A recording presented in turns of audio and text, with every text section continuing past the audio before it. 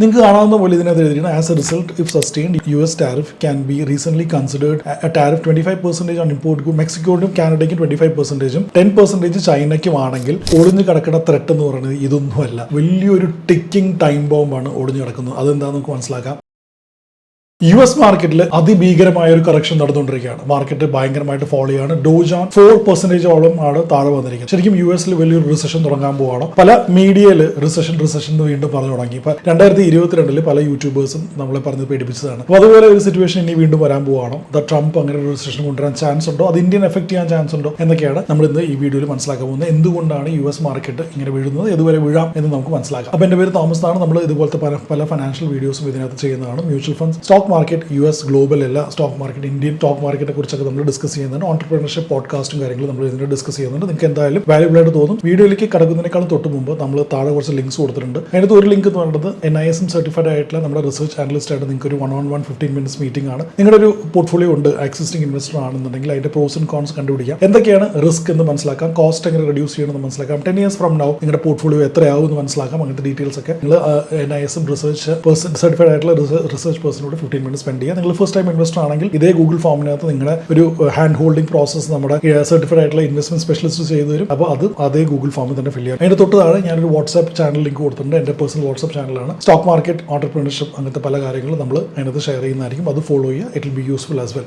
ഈ വീഡിയോ കാണാൻ സമയമില്ലാത്ത ഒരാളാണെങ്കിൽ ഈ പറയാൻ പോകുന്ന കാര്യങ്ങളെല്ലാം നമ്മുടെ ഒരു PDF ഡോക്യുമെന്റിലാക്കി വെച്ചിട്ടുണ്ട്. And will be able to give it you provided you give a comment on US market Malayalam എന്ന് മാത്രം കമന്റ് ചെയ്താൽ മതി. അപ്പോൾ സ്ട്രേറ്റ് പോയി വീഡിയോയിലേക്ക് കിടക്കാം.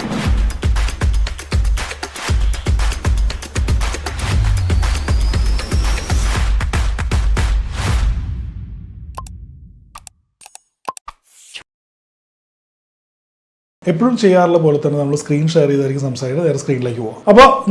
അപ്പോൾ US മാർക്കറ്റ് നമ്മൾ കറക്റ്റ് ചെയ്ത് കണ്ടു. ഇനി ടെക്നിക്കലി എന്താണ് നാസ്ഡാക്കിന്റെ ഒക്കെ പൊസിഷനിൽ നോക്കിയപ്പോൾ ഇവിടെ വലിയ റെഡ് ക്യാൻഡിൽസ് ഫോം ചെയ്ത് വരുന്നുണ്ട് നാസ്ഡാക്കിന്. ഇവിടെയാണ് നമ്മളൊരു ചെറിയൊരു രീതിയിൽ ഒരു സപ്പോർട്ട് കാണുന്നത്. അതായത് 18,300 ലെവൽസിലാണ് നാസ്ഡാക്കിൽ ഒരു സപ്പോർട്ട് കാണുന്നത്. ഇനി എന്തുകൊണ്ടാണ് മാർക്കറ്റ് കറക്റ്റ് ചെയ്ത് അതിന്റെ ഡീറ്റെയിൽസിലേക്ക് നമുക്ക് വരാം. ഏറ്റവും ആദ്യം നിങ്ങൾ ഈ സ്ക്രീൻ കാണുക. ഇതിനകത്ത് നമുക്ക് നോക്കിക്കഴിഞ്ഞാൽ മനസ്സിലാവും ഇന്ററസ്റ്റ് റേറ്റ് വളരെ പീക്ഡ് ആയിരുന്നു. 5.5% വരെ ഇന്ററസ്റ്റ് റേറ്റ് പോയായിരുന്നു. എന്നിട്ട് അവിടെ നിന്ന് സ്റ്റെപ്പ് ഇറങ്ങുന്ന പോലെ ഉണ്ടോ. ഇപ്പൊ എല്ലാം സ്റ്റെപ്പ് ഇറങ്ങുന്ന പോലെ, സ്റ്റെപ്പ് കയറുന്ന പോലെ തന്നെയാണ് ഇൻട്രസ്റ്റ് റേറ്റ് US മാർക്കറ്റ് നോക്കി കഴിഞ്ഞാൽ. അപ്പൊ ഇവിടെ വളരെ ബുദ്ധിമുട്ടായതോടുകൂടി ഇൻട്രസ്റ്റ് റേറ്റ് ക്ലൈംബിംഗ് ആയിട്ട് സിറ്റുവേഷൻ ആയിരുന്നു. 5.5 വരെ പോയി ഭയങ്കര ത്രെറ്റനിങ് ആയിട്ട് സിറ്റുവേഷൻ ആയിരുന്നു. അവിടുന്ന് ഇൻഫ്ലേഷൻ ഒക്കെ കുറഞ്ഞ് പതുക്കെ 4.7 ഈ ഇൻട്രസ്റ്റ് റേറ്റ് എന്ന് പറയുന്നത് നമ്മുടെ റെപ്പോ റേറ്റ് പോലെ തന്നെയാണ്. അപ്പൊ അവിടുന്ന് ഓൾ ടൈം ഹൈ എന്ന് കുറഞ്ഞ് 4.5% വരെയാണ് ഇൻട്രസ്റ്റ് റേറ്റ് വന്നിരിക്കുന്നത്, which is still very high. And why is interest rate very high? Because of the next screen. നമുക്ക് US ഇൻഫ്ലേഷൻ റേറ്റ് നോക്കിക്കഴിഞ്ഞാൽ നമുക്ക് മനസ്സിലാക്കാൻ പറ്റും സെപ്റ്റംബറിൽ വളരെ നല്ല രീതിയിൽ ഇൻഫ്ലേഷൻ റേറ്റ് വർക്ക് ചെയ്യായിരുന്നു. എന്നാൽ അവിടുന്ന് കയറി ഇപ്പോൾ ഓൾമോസ്റ്റ് 3% വരെ ഇൻഫ്ലേഷൻ വന്നു. പക്ഷേ 3% സ്കെയറി ആയിട്ടുള്ള ഇൻഫ്ലേഷൻ ആണോ?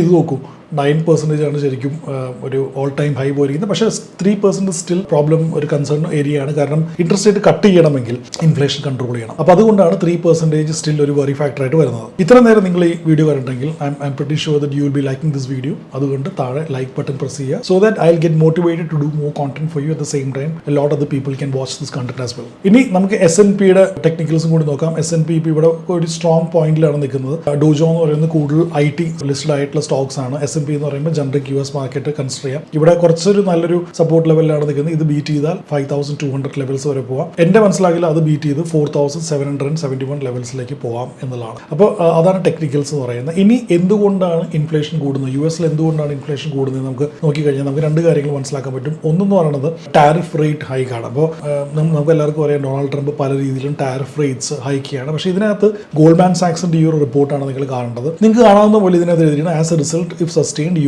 US tariff can be recently considered a tariff 25% on import മെക്സിക്കോയിലും കാനഡയ്ക്കും 25%, 10% ചൈനയ്ക്കുമാണെങ്കിൽ it would reduce ഗോൾഡ്മാൻ സാക്സ് റിപ്പോർട്ട് പ്രകാരം S&P 500 EPS earnings per share എന്ന് പറയുന്നത് റെഡ്യൂസ് ചെയ്യും റഫ്ലി ബൈ 2 to 3%. ഇതുകൊണ്ടാണ് US മാർക്കറ്റ് കറക്റ്റ് ചെയ്യുന്നത്. അപ്പോൾ ശരിക്കും ടാരിഫ് ഇദ്ദേഹം കൂട്ടി വരുന്നത് ശരിക്കും നമ്മുടെ US-നകത്തുള്ള പ്രൈസ് ഓഫ് ദ പ്രൊഡക്ട്സിന്റെ കോസ്റ്റ് കൂട്ടും, അതുപോലെ തന്നെ ഇൻഫ്ലേഷനും കൂട്ടും. ആൻഡ് ഇൻഫ്ലേഷൻ കൂട്ടുമ്പോൾ എന്ത് പറ്റും? ഇൻഫ്ലേഷൻ കൂടുമ്പോൾ റേറ്റ് കട്ട് ചെയ്യാനുള്ള ഒരു പ്രോബബിലിറ്റി കുറയും. ഇനി റേറ്റ് കട്ട് ചെയ്യാനുള്ള പ്രോബബിലിറ്റി കൊണ്ട് എന്താണ് പ്രശ്നം? നമ്മൾ മുമ്പ് കണ്ടു വളരെ ഹൈ ഇൻട്രസ്റ്റ് റേറ്റിലാണ് US എക്കോണമി നിൽക്കുന്നത്. അപ്പോൾ റേറ്റ് കട്ട് ചെയ്യാൻ സാധിച്ചിട്ടുണ്ടെങ്കിൽ ആ interest rate housing loan, personal loan, car loan എല്ലാത്തിലും അവർ പേ ചെയ്തുകൊണ്ടിരിക്കും. അതുപോലെ തന്നെ ആൾക്കാരുടെ കയ്യിലുള്ള ഇൻകം കുറയും. അതുകൊണ്ടാണ് ഡിമാൻഡ് കുറയാൻ പോകുന്നത്. And that is what is leading to the market correction today. ഇനി ഇവിടെ നിങ്ങൾ വളരെ ഇമ്പോർട്ടൻ്റ് ഇമ്പോർട്ടൻ്റ് ആയിട്ടൊരു ഡേറ്റ നോക്കി മനസ്സിലാക്കണം. ഇത് പേഴ്സണൽ സ്പെൻഡിങ്, പേഴ്സണൽ ഇൻകം ഡേറ്റയാണ്. അപ്പോൾ നിങ്ങൾ ഈ ഡേറ്റ US നോക്കുകയാണെങ്കിൽ പേഴ്സണൽ ഇൻകം US കഴിഞ്ഞ പ്രാവശ്യത്തെ നോക്കുമ്പോൾ ഈ പ്രാവശ്യം കൂടിയിട്ടുണ്ട്. 0.4 0.9 പോയിട്ടുണ്ട്. പേഴ്സണൽ സേവിങ് അത്യാവശ്യം നല്ല രീതിയിൽ കൂടിയിട്ടുണ്ട്. 3.5 4.6 പോയിട്ടുണ്ട്. പക്ഷേ പേഴ്സണൽ സ്പെൻഡിങ് നോക്കൂ, this is where the problem. ആൾക്കാർ ഇതൊന്നും പുറത്ത് പോയി സ്പെൻഡ് ചെയ്യുന്നില്ല. 0.8 നെഗറ്റീവിലേക്കാണ് പോയിരുന്നത്. This first time I think it is going negative side for the last 1 year.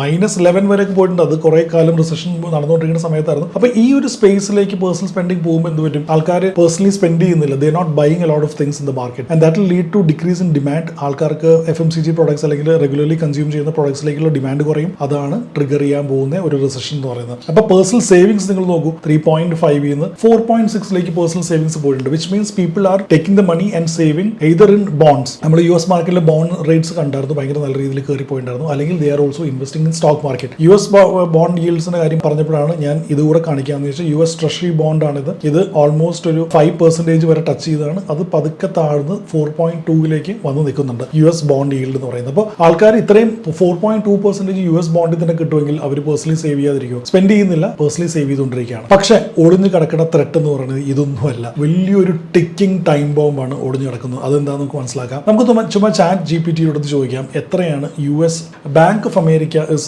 The largest bank in the US. In fact വേൾഡിലെ തന്നെ one of the largest banks ആണെന്ന് വേണമെങ്കിൽ ആർഗ്യൂ ചെയ്യാം. അപ്പോൾ ബാങ്ക് ഓഫ് അമേരിക്ക ഇത് നോക്കൂ, അപ്രോക്സിമേറ്റ്ലി ഹോൾഡ്സ് $824.9 $825 billion ആണ് bank of America hold ചെയ്യുന്നത് US ട്രഷറിയിൽ.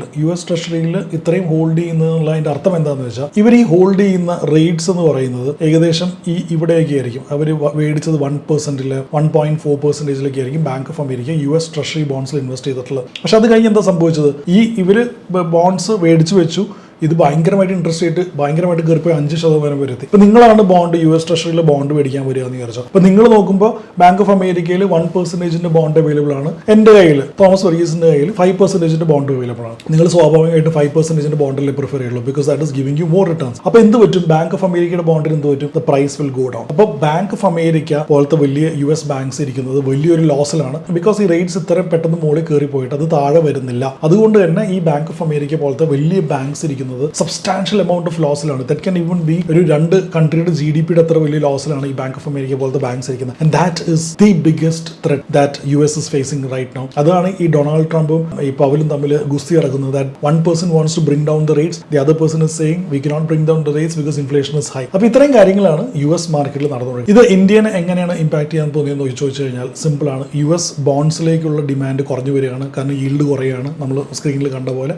അതുപോലെ തന്നെ US ഡോളറിലേക്കുള്ള ഫാസിനേഷനും ആൾക്കാർക്ക് കുറഞ്ഞു വരാണ്. അപ്പോൾ definitely FIIs will look for other opportunities to invest. ചൈനയിലോ ഇന്ത്യയിലോ ഇൻവെസ്റ്റ് ചെയ്യാൻ നോക്കും. അങ്ങനെ പതുക്കെ ഒരു FIIസിന്റെ തിരിച്ചൊരു മൊമെന്റം ഇന്ത്യൻ മാർക്കറ്റിലും അങ്ങനെ ഏഷ്യൻ മാർക്കറ്റ്സിലും തുടങ്ങാനുള്ള ചാൻസ് ഭയങ്കര ഹൈ ആണ്. ഇത്രയും കാര്യങ്ങളാണ് ഇന്നത്തെ വീഡിയോയിൽ ഷെയർ ചെയ്യാമെന്ന് വെച്ചാൽ. Thank you so much for watching this video. I hope this came handy to you. Please share to all your friends and family. അപ്പോൾ until we see next time, bye bye from Thomas.